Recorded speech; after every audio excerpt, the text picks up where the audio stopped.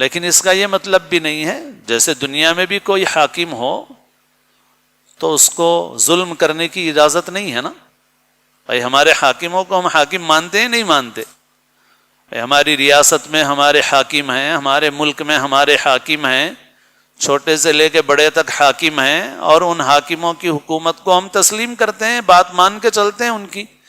لیکن کسی حاکم کو یہ حق نہیں ہے کہ وہ اپنے محکوم پر ظلم کرے، بلکہ اس کا اصل کام یہ ہے کہ جو محکوم اور رعایا ہیں ان کی ضرورتوں کو پورا کرے، ان کی خدمت کرے اور ان کے ساتھ انصاف کرے. تو مرد کے بھی حاکم ہونے کا یہ مطلب نہیں کہ مرد مارے پیٹے زیادتی کرے جو چاہے کرے.